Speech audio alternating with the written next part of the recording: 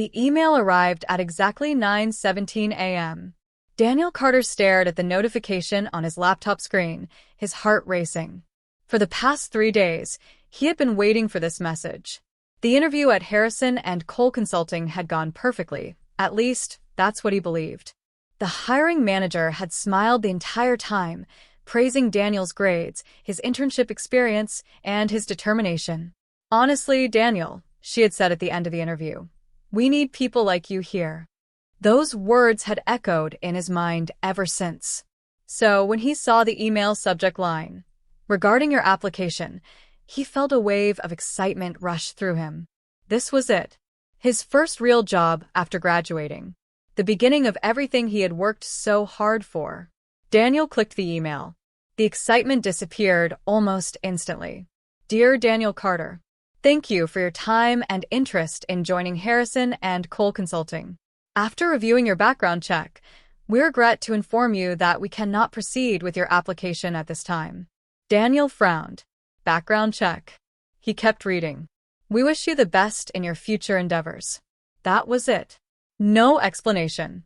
No details. Just rejection. Daniel leaned back in his chair, confused. His background check should have been spotless. He had never even gotten a parking ticket, let alone anything serious. His record was clean.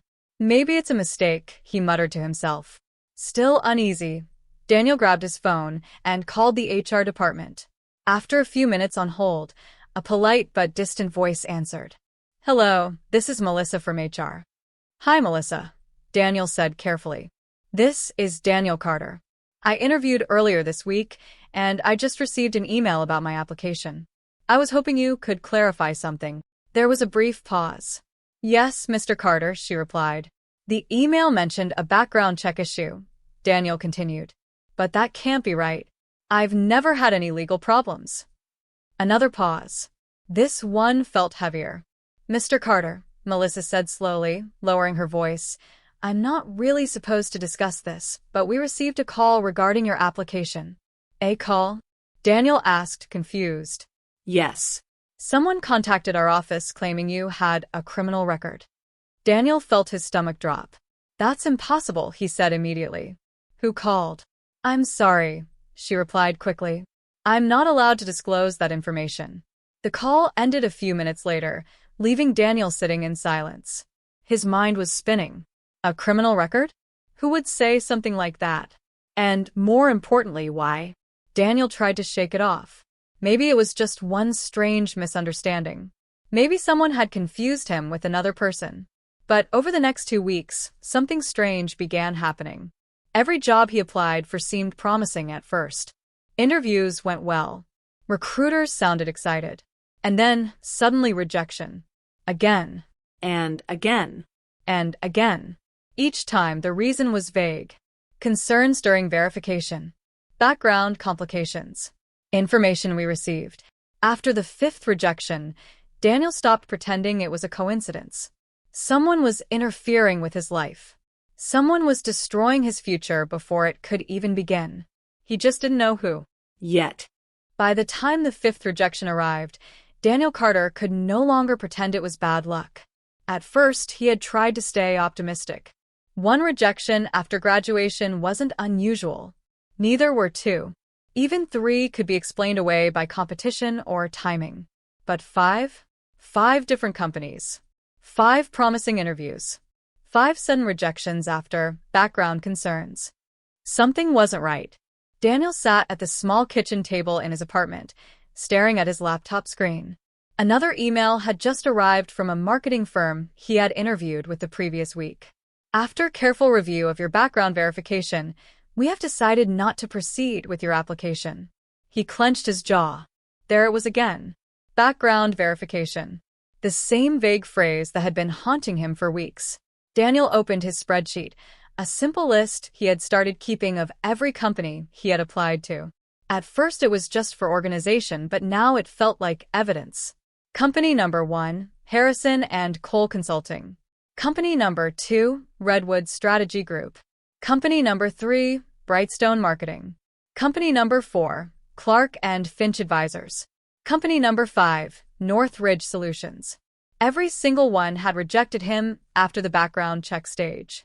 Daniel leaned back in his chair, rubbing his temples. "This doesn't make any sense," he whispered. His phone buzzed suddenly. It was his best friend, Marcus. "Any good news?" Marcus asked when Daniel answered. Daniel gave a tired laugh.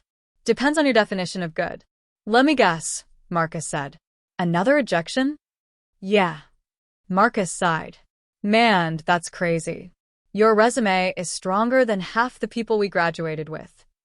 "That's what I thought too," Daniel replied. "But something weird is happening." "What do you mean?"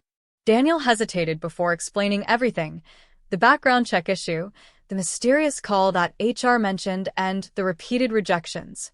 There was a long silence on the other end of the line. Finally, Marcus spoke. "Hold on, you're saying someone is actually calling companies about you?" "That's what the first HR manager hinted at." "And telling them you're a criminal?" "Apparently." Marcus let out a low whistle. "That's messed up." Daniel stared out the apartment window at the gray sky outside. "I just don't know who would do that. You got any enemies?" Marcus joked weakly.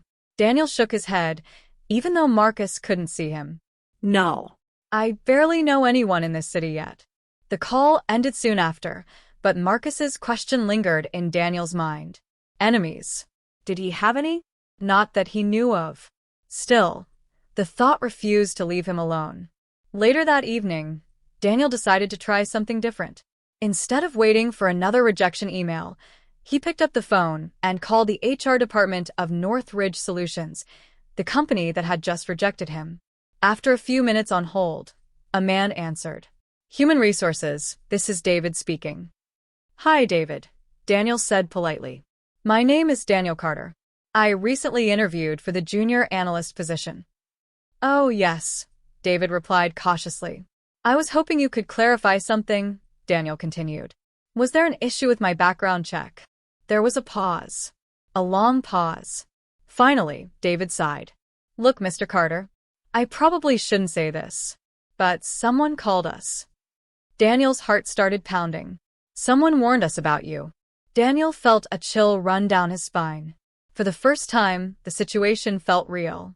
This wasn't a misunderstanding. This was sabotage. And somewhere out there, someone was making sure his career never even started. Daniel barely slept that night. The words from the HR manager echoed in his mind over and over again. Someone warned us about you. Who would do something like that? And more importantly, how were they finding out about every job he applied for? The next morning, Daniel sat at his desk with a notebook and began writing down everything he knew. Every job application. Every interview date. Every rejection. There had to be a pattern. But after staring at the page for nearly an hour, nothing made sense. The companies were different.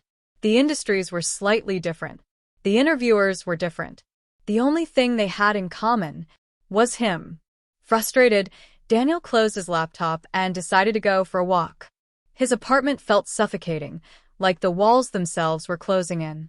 The autumn air outside was cold, but it helped clear his mind. By the time he returned home, his phone showed 2 missed calls from an unknown number. Daniel hesitated for a moment before calling back. The line rang twice before someone answered. "Hello, is this Daniel Carter?" a woman asked. "Yes, speaking." "Hi, Daniel. My name is Sarah Thompson. I'm from Westbridge Consulting. You interviewed with us last week." Daniel straightened in his chair. "Yes, of course. Thank you for calling." There was a brief silence. "Daniel," Sarah said carefully, "I'm actually calling because something about your application didn't sit right with me." Daniel's stomach tightened. "What do you mean?"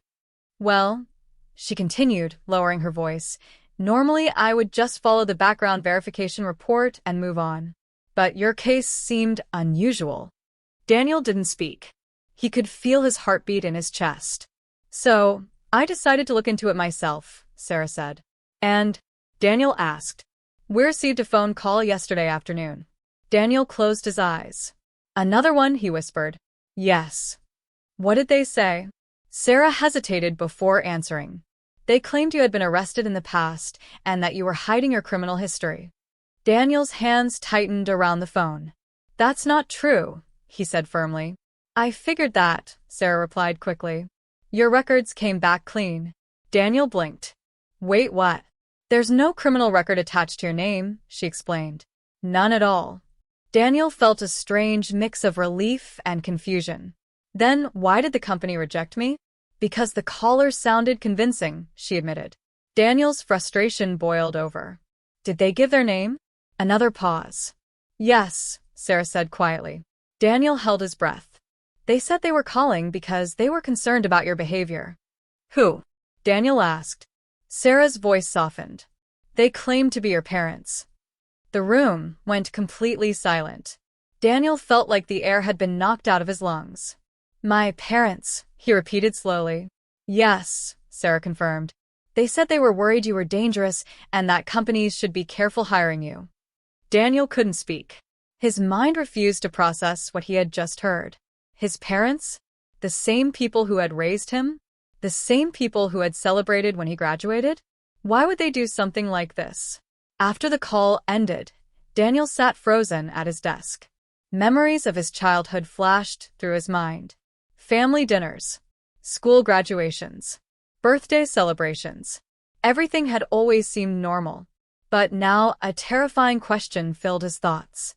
What if the people destroying his life were the same people who raised him? Daniel stared at the wall for a long time after the call ended. His parents. The words felt unreal, like something out of a bad dream.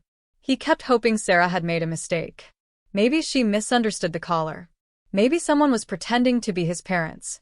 But deep down, Daniel knew Sarah had sounded certain. And the more he thought about it, the more uncomfortable memories began surfacing. Small things he had ignored before.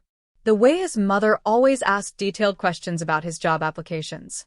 The way his father sometimes joked, "Don't forget where you came from, son." At the time, it had seemed harmless. Now it felt different. Daniel grabbed his phone and opened his contacts. His finger hovered over his mother's name for a moment before he pressed call. The phone rang 3 times. Daniel, his mother answered cheerfully. "Sweetheart, how are you?" Her warm tone made Daniel's chest tighten. "I'm fine," he replied flatly. "That's good," she said. "Did you hear back from any of those companies yet?" Daniel's jaw clenched. "Actually," he said slowly, "that's what I wanted to talk about." "Oh, I just spoke to someone from Westbridge Consulting." There was a brief pause on the line. His mother quickly recovered. "And? What did they say?" "They told me something interesting," Daniel continued. Another pause. "What do you mean?" Daniel took a deep breath. "They said someone called them and told them I had a criminal record." Silence filled the line. For a few seconds, neither of them spoke. Then his mother laughed nervously. "Well, that's ridiculous," she said. "Why would anyone say that?" "That's exactly what I asked," Daniel replied. His heart pounded as he forced himself to say the next words. "They said the caller claimed to be my parents." The silence that followed was heavier this time. Daniel could almost hear his mother thinking. Finally, she spoke again. "Daniel, you shouldn't believe everything people say." "So it wasn't you?" he asked directly. Another pause. Then a new voice appeared on the line. His father. "Daniel," his father said calmly. "Your mother told me what's going on." Daniel felt anger rising in his chest. "Good," he said. "Then you can explain why companies think I'm a criminal." His father sighed. "Son, we were just trying to protect you." Daniel froze. "Protect me?" he repeated. "Yes," his father said firmly. "You're not ready for the world out there." Daniel couldn't believe what he was hearing. "You've always rushed into things," his father continued. "We thought it would be better if you stayed close to home for a while." "So, your solution was to ruin my career?" Daniel snapped. His father's tone remained calm. "You're exaggerating." "No, I'm not," Daniel shouted. "You've been calling my employers." "Potential employers," his father corrected. Daniel felt his hands shaking. "You lied about me having a criminal record." There was a moment of silence before his father spoke again. "If that's what it took to slow you down, then yes." The words hit Daniel like a punch to the stomach. For the first time in his life, he realized something terrifying. His parents weren't sorry. They believed they were right.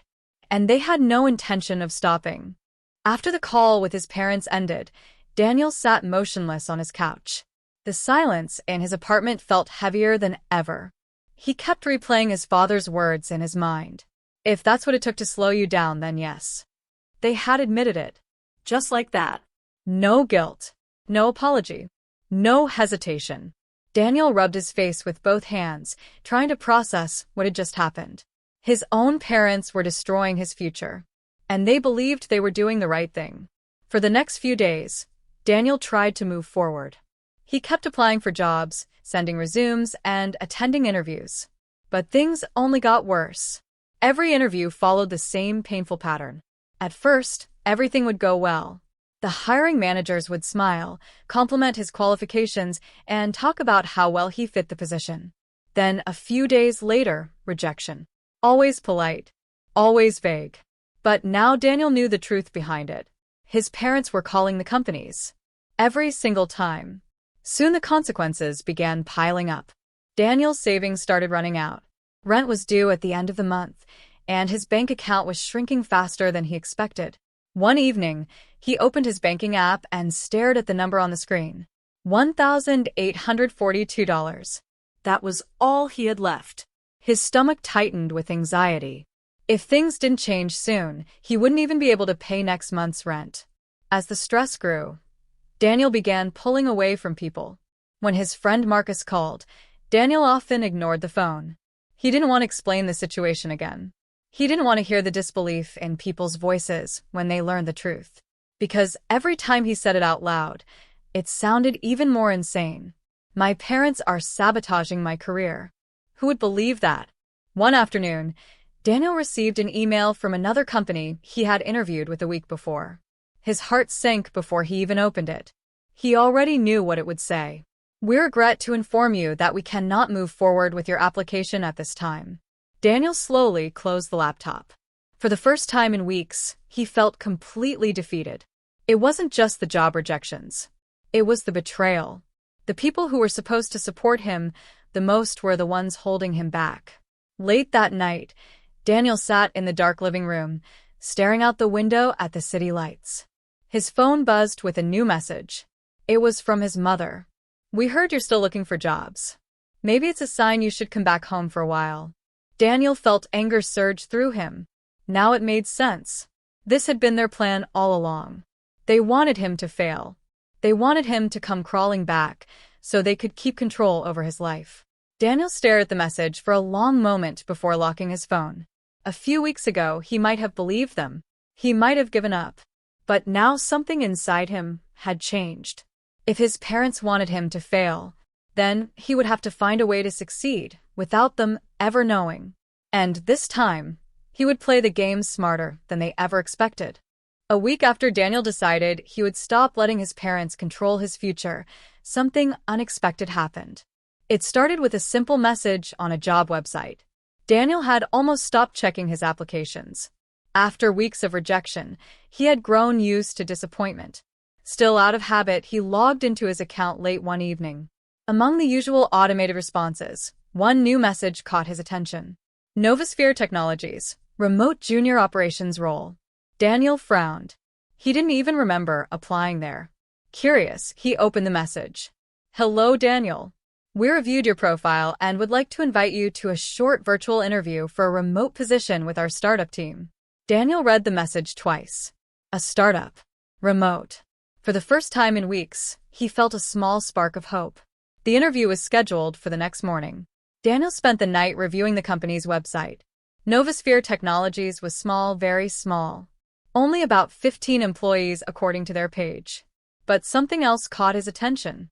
There was no mention of a formal background verification process. The next morning, Daniel joined the video interview call. Two people appeared on the screen. A young man named Leo, the company's founder, and a woman named Priya, the operations manager. "Daniel, thanks for joining us," Leo said with a friendly smile. "We're growing pretty fast, so we need someone who can learn quickly." Daniel nodded. "I'm definitely ready to work hard." The interview felt different from the others. It was less formal, more focused on ideas and problem-solving rather than corporate procedures. At one point, Leo asked, "What would you do if a system in our company suddenly stopped working and everyone started panicking?" Daniel thought for a moment before answering. I'd focus on fixing the problem first, he said. Then figure out how to make sure it never happens again.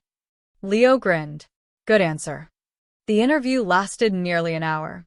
By the end, Daniel felt something he hadn't felt in a long time: confidence. Later that afternoon, an email arrived. Welcome to Novosphere Technologies. Daniel stared at the message in disbelief. They had hired him. No background check. No mysterious phone calls. No sudden rejection.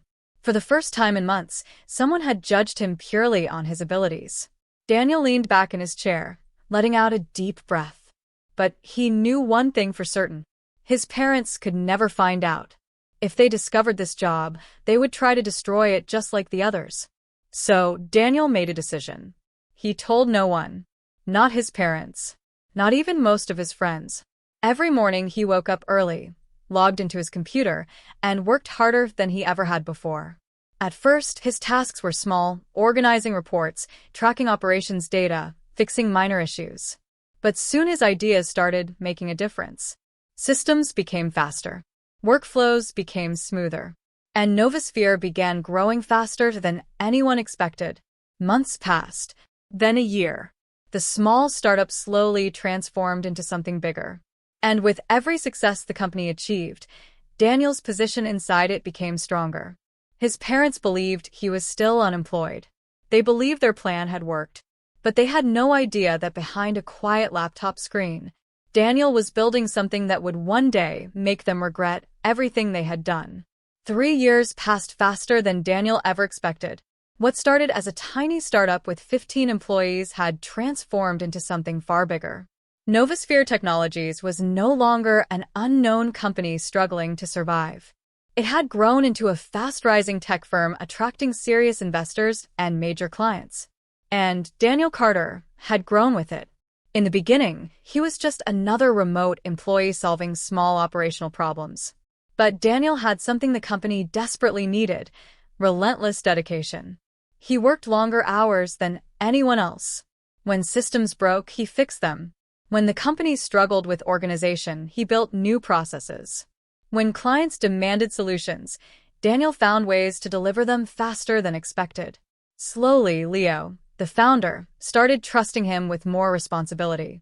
Daniel, I need you to handle the client onboarding system, Leo had said during one meeting. A few months later, it became, Daniel, can you manage the entire operations workflow? Then, eventually, Daniel, I want you leading the operations team. Each promotion came with more responsibility, but Daniel never complained. This wasn't just a job. It was his second chance. The opportunity his parents had tried to destroy. One evening, during a company strategy meeting, Leo made an announcement that changed everything. We're bringing in new investors next quarter, he said, leaning back in his chair. Which means the company's value is about to jump significantly. The team exchanged excited looks. Novosphere had grown quickly, but outside funding meant the company could expand even faster. Then Leo turned toward Daniel. There's something else, he added. Daniel looked up. You've been with us since the early days, Leo continued. And honestly, a lot of our success is because of you. Daniel shifted uncomfortably in his chair. I just did my job. Leo laughed. You did a lot more than that. He slid a document across the conference table. Daniel picked it up and read the first line. Equity Partnership Agreement. His eyes widened. Leo, what is this? It means you're no longer just an employee, Leo said. You're becoming a partner. Daniel looked back down at the document. A percentage number stood out clearly on the page. 8% ownership. In a company that investors were about to value at tens of millions of dollars. Daniel felt speechless. You've earned it, Leo said simply. For a moment, Daniel just stared at the paper. 3 years ago, he couldn't even get a basic job interview without someone sabotaging him. Now he owned part of a rapidly growing company. Later that night, Daniel sat alone in his apartment, looking out at the city skyline. His life had changed completely. Financial stability, career success, respect. Everything his parents had tried to prevent was now becoming reality. His phone buzzed on the table. A new message appeared. It was from his mother. Daniel, we haven't heard from you in a while. Are you doing okay? Maybe you should visit home soon. Daniel stared at the message for a long moment. They still believed he had failed. They still believed he needed them. Slowly, Daniel locked his phone and set it aside. If they wanted to see how his life had turned out, they would. But when that day came, it wouldn't be the conversation they expected. Daniel's life had finally reached a place of stability. Novosphere Technologies had grown faster than anyone predicted. With new investors backing the company, its value had skyrocketed. The small startup that once struggled to pay salaries was now opening offices in multiple cities. And Daniel Carter was no longer just an employee. As a partner and head of operations, he helped run the company's daily strategy. His bank account looked nothing like it had 3 years ago when he had stared at his last $1,842 with fear. Now he had something far more powerful than money. He had independence. But there was one part of his life that remained unfinished. His parents. For years, Daniel had kept his success hidden. He never mentioned Novosphere on social media. He avoided conversations about work whenever his parents called. They still believed he was struggling. And Daniel had allowed them to believe it. Until one afternoon, when everything changed. Daniel was sitting in his office reviewing financial reports when his phone buzzed with an unknown number. Normally, he ignored those calls, but something made him answer. Hello? Daniel? The voice on the other end was familiar. His mother. Daniel leaned back in his chair. Hi, Mom.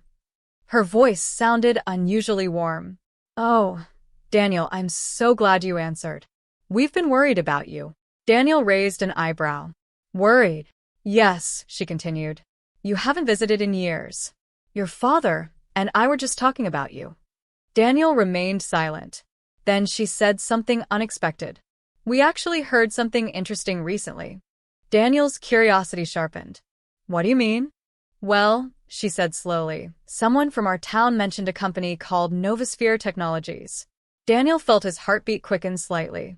They said the company is becoming very successful. He didn't respond. And apparently, she continued, there's a Daniel Carter working there. Daniel let out a quiet breath. So, you decided to call me? Yes, she said quickly. We just wanted to check if that was you. Daniel stood up and walked toward the large office window, looking down at the busy city streets below. Yes, he said calmly. It is. The silence on the phone lasted several seconds. Finally, his mother spoke again, her tones suddenly brighter. Oh, Daniel, that's wonderful.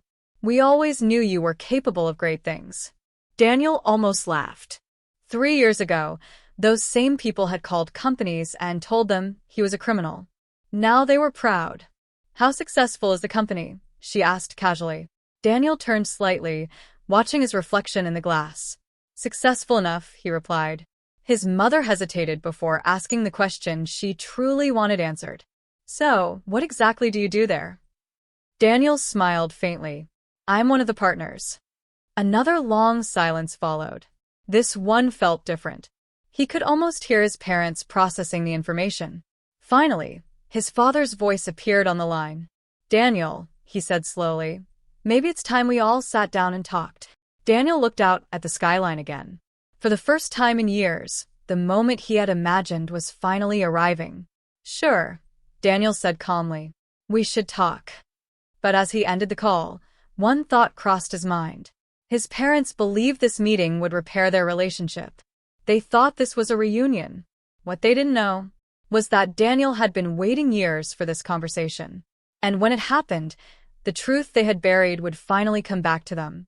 2 weeks later, Daniel drove back to the town he had left 3 years ago. The streets looked exactly the same. The same small shops. The same quiet neighborhoods. Even the same old cafe on the corner where he used to study during college. But Daniel felt like a completely different person. Back then, he had been uncertain and hopeful, searching for his first opportunity. Now, he was returning as someone who had built his own success, without the people who had tried to stop him. His parents had suggested meeting at their house, but Daniel chose somewhere else. A quiet restaurant downtown. Neutral ground. When Daniel arrived, he saw them sitting at a table near the window. His mother stood up immediately when she saw him. "Daniel," she said with a bright smile. She stepped forward as if to hug him, but Daniel simply nodded politely and sat down. His father watched him carefully from across the table. "You look well," his father said.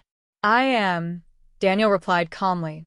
For a few minutes they talked about small, meaningless things, the weather, the town, old neighbors. But everyone at the table knew that wasn't the real reason for the meeting. Finally, Daniel placed a small folder on the table. "I actually wanted to discuss something important," he said. His parents exchanged a curious glance. "What is it?" his mother asked. Daniel opened the folder and slid a printed document toward them. His father picked it up. At the top of the page were several dates and phone numbers. "These are call records," Daniel explained. His mother frowned. "Call records?" "Yes," Daniel said. "From the companies I applied to 3 years ago." His father's expression slowly changed. "Daniel," he began. But Daniel continued speaking. "I spent a long time wondering why every job rejected me," he said calmly. "Eventually, I decided to investigate." He slid another paper across the table. This one contained transcripts, notes from HR departments, statements confirming that someone had called them to warn about Daniel. His mother's hands started trembling slightly. You investigated us?" she asked. Daniel's voice remained steady. "You admitted it yourself on the phone." His father looked down at the documents in silence. Daniel leaned back in his chair. "Do you remember telling me you were protecting me?" he asked. Neither of them answered. "Do you remember saying I wasn't ready for the world?" His father finally looked up. "We were trying to help you," he said defensively. Daniel gave a quiet laugh. "By destroying my career?" "You're exaggerating," his father insisted. Daniel reached into his jacket pocket and placed his phone on the table. Then he pressed play. His father's voice filled the silence. "If that's what it took to slow you down, then yes." The recording echoed through the small restaurant booth. Daniel's mother covered her mouth. His father's face turned pale. For the first time since the conversation began, they looked genuinely afraid. Daniel turned off the recording. "I spent 3 years rebuilding my life," he said quietly. "And now I've brought proof of what you did." His father stared at him. "What are you going to do with it?" he asked slowly. Daniel met his eyes. "For a long time," Daniel said, "I didn't know the answer to that question." He paused. "But now I do." And the next words he spoke would change everything.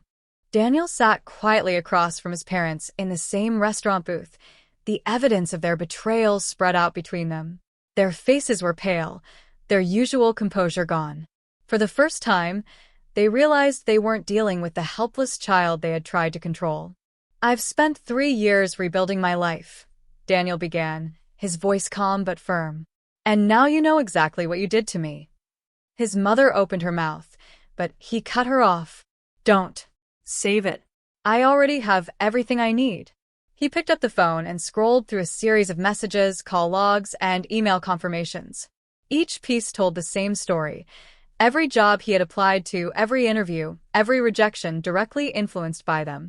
His parents had tried to destroy his career, his reputation, his independence.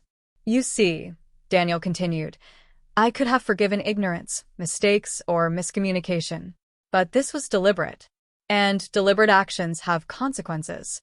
His father swallowed hard. "Daniel, we were trying to protect you." "Protect me?" Daniel asked incredulously.